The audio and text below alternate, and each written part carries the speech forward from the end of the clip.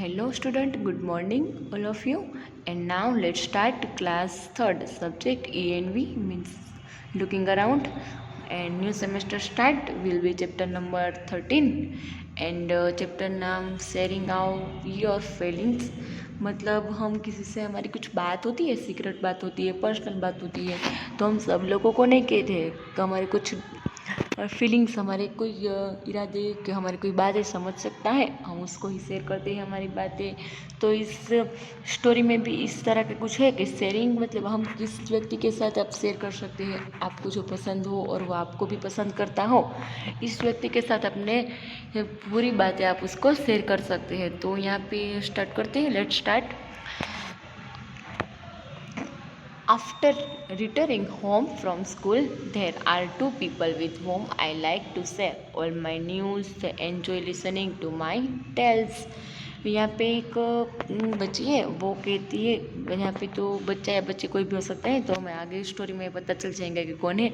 वो एक दिन के स्कूल से घर आती है, तो वो कहती है कि वो अपने फ्रेंड्स के साथ बात करती है कि मेरे 2 पीपल हैं मेरे घर में, और मैं उससे सभी मेरी बातें शेयर करती हूँ। सभी कुछ एंजॉय मतलब जो मैंने कोई यहाँ पे कुछ कोई अच्छे वर्क किया होता है, कुछ स्कूल में कुछ का बातें होती है, सब मैं ये दोनों पीपल के साथ शेयर करती हूँ। तो फर्स्ट पर्सन इज़ माई नानी। वो फर्स्ट पर्सन कौन है? उसकी नानी है। She is very anxious to listen to me. वो हमेशा एंस्क्यूज का मतलब होता है उत्साही, वो हमेशा मेरी बात सुनने के लिए उत्साही होती है। She waits for me to return to from school.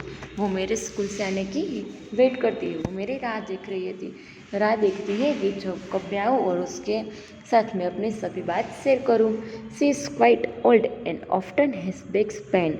वो एकदम ओल्ड, एकदम बुढ़ी है और उसके बैक पेन मतलब वो कमर का उसको दर्द है। सी कैन नॉट सी और हेयर वेल। और वो देख भी नहीं सकती है और सुन भी नहीं सकती है। सी का मतलब देखना और हेयर का मतलब होता है सुनना, वो दोनों कर सकती नहीं है, can not. Every day in the morning पापा reads the newspaper aloud the her. फिर हर मॉर्निंग मेरे पापा न्यूज़पेपर रीड करते हैं, वो बोल रही है और मेरी नानी को तो सुनाई नहीं दे रहा है अच्छी तरह से, तो पापा क्या करते हैं, एकदम लाउडली बड़े आवाज़ से न्यूज़पेपर रीड करते हैं। She does the rest of her work herself. If someone tries to help her she gets very upset. फिर वो अपना पूरा वर्क अपने आप से कर लेती है और किसी की मदद भी नहीं लेती है।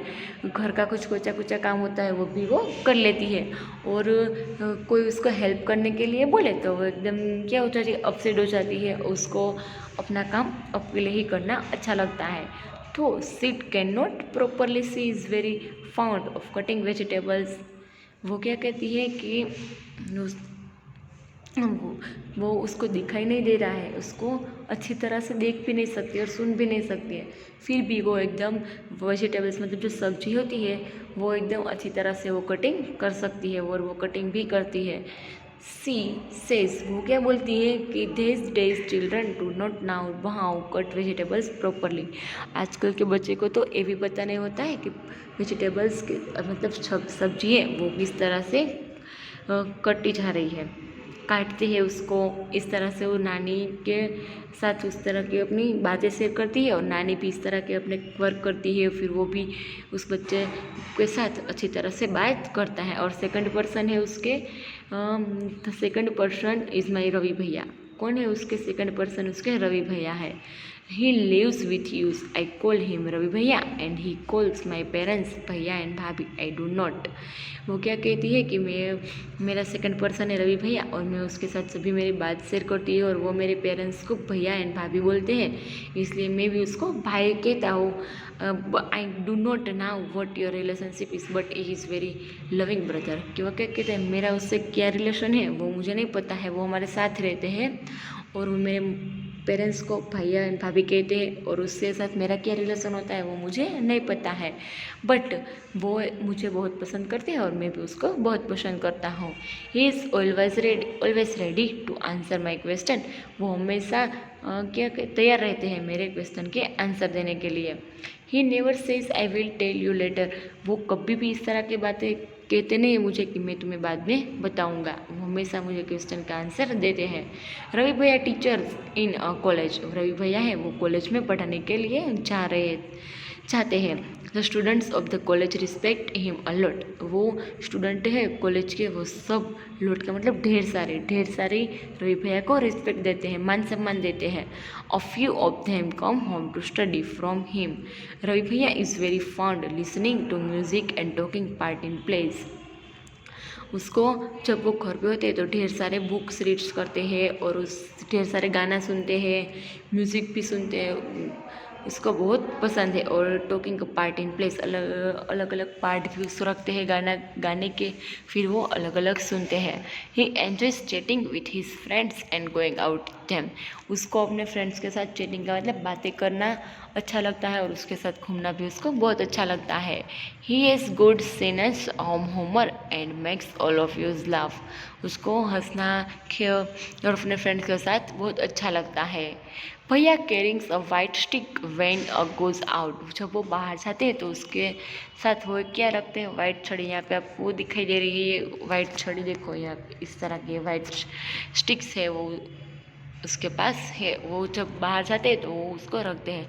Looking at him moving around in the house no one can say that he can not see, वो सुन भी नहीं सकते हैं बट तो भी उसको पता चल जाता है कि कहाँ पे उसको घूमना है, कहाँ पे जाना है, कहाँ पे उसका घर है, वो सब उसको पता होता है, फिर भी वो सुन नहीं सकते हैं। फिर भी he likes to do all his work himself, if someone tries to help him against his wish he gets angry, वो उसको अपना काम होता है वो अपने आप से ही कर लेते हैं, किसी की हेल्प नहीं लेते हैं। और जो किसी को उसको कोई हेल्प बोलने करने के लिए बोले तो वो क्या हो जाते हैं, गुस्सा करने लगते हैं, अपसेट हो जाते हैं। When ever he needs any help he ask for it, फिर उसको कुछ काम की ज़रूरत होती है तो अपने आप ही वो कह देते हैं। Some of Bhaiya's students take books from him and return them after recording them on tapes. Ravi भैया listen to these tapes, फिर रवि भैया के स्टूडेंट है उसको कुछ बुक चाहिए तो वो घर पे आकर स्टूडेंट्स बुक ले जाते हैं, फिर बुक लेकर वो सब उसको रिकॉर्ड कर लेते हैं, लिख लेते हैं, फिर वापस रवि भैया को दे जाते हैं। भैया has many other books to them. Pages of these books are thick and have draws and recite points dots. He reads by running his fingers on the raised dots. भैया के पास ढेर सारी बुक्स है और अलग अलग डिफरेंट बुक्स है भैया के पास। डिफरेंट ढेर सारी बुक्स है और वो एकदम थिक, एकदम बड़ी बड़ी वाली है। फिर वो उस पर बुक है, उसमें क्या होते हैं, छोटे छोटे डॉट्स होते हैं, पॉइंट्स मतलब डॉट्स होते हैं छोटे छोटे, और उसको जब उसको रीड करते हैं तो उस पर फिंगर मतलब उसकी उंगली रख कर फिर उसको रीड करते हैं वो। टू हैव फन विद भैया I sometimes change the place of this sticks we dogs, फिर वो क्या कहती है, मैं उसको कई बार उसकी छड़ी है, स्टिक है, उसको मैं कहीं पे जगह पर छुपा देता हूँ, ऐसा छुपा देती हूँ, फिर उसको ढूंढते हैं, फिर उसको मैं इस तरह से क्या करता हूँ, मजाक करता हूँ उसके साथ। फन का मतलब मजाक करना। He does get upset but never gets angry, after all I am his favourite sister Seema, फिर मैं इस तरह उसके साथ इस तरह की मजाकियाँ करता हूँ, शैतानियाँ करता हूँ, फिर भी वो मुझसे नाराज़ नहीं होते हैं। फिर मैं क्योंकि मैं उसकी फेवरेट सिस्टर सीमा हूँ इसलिए, क्योंकि यहाँ पे एक छोटी बच्ची की बात की जा रही है। I had hardly reached the door that bhaiya spoke up, Seema you seem to be very happy today, फिर वो क्या कहते हैं कि वो डोर है एकदम हार्ड है, फिर वो भैया कहते हैं स्मोक अप, मैं उसको बंद कर लेता हूँ। Seema you seem to very happy today, Seema है वो एकदम हैप्पी है। Bhaiya recognizes to not only me but all the other family members from the sound we make as we move. He can even tell whether I am happy or sad. भैया recognise मतलब उसको पता चल जाता है कि हम सब फैमिली में से कोई घर पे आता है तो पैरों की मदद से पहचान लेते हैं कि कौन घर पे आता है, और वो हमारे आवाज़ तो नहीं सुन सकते हैं वो, बट वो हमारे पैर के फिर हमारे आने जाने के मूविंग मतलब चलने की वजह से उसको पता चल जाता है कि हम खुश है या अपसेट है। भैया finally I am in the football team. फिर वो सीमा है वो भैया को क्या कहती है कि मैं फाइनली फुटबॉल की टीम की एक मेंबर हो गई हूँ। I shared my news with him. मैंने मेरे न्यूज़ आपके साथ शेयर की। He patted me and said lovingly from today you are my football coach. कि आप तो तुम मेरी फुटबॉल कोच बन गई हो। चलो इस तरह से स्टोरी हमारी यहाँ पे कंप्लीट हो गई। आपको कैसी लगी है स्टोरी? अब नेक्स्ट क्वेश्चन हम यहाँ पे कुछ हमें दिए हैं तो हम वे रीड कर लेते हैं। Seema's father reads the newspaper loud her nani how do you help old people. यहाँ पे सीमा के फादर थे वो एकदम बड़े बड़े आवाज़ से न्यूज़पेपर रीड कर रहे थे। क्यों? क्योंकि वो नानी थी वो सुन नहीं पा रही थी इसलिए। क्या आपने कभी इस तरह की बोल्ड मतलब बुढ़े लोगों की हेल्प की है? तो आप इसमें लिख सकते हैं I help old people by helping them cross the road around. आपने कुछ कॉमेडी करके फन एक्टिविटी करके कई ओल्ड पीपल को एकदम हेल्प की होती तो आप वो भी यहाँ पे लिख सकते हैं। नेक्स्ट क्वेश्चन है what kind the problems do people I have in old. जब ओल्ड एज के हो जाते हैं बुजुर्ग हो जाते हैं तो क्या क्या उसको प्रॉब्लम होती है?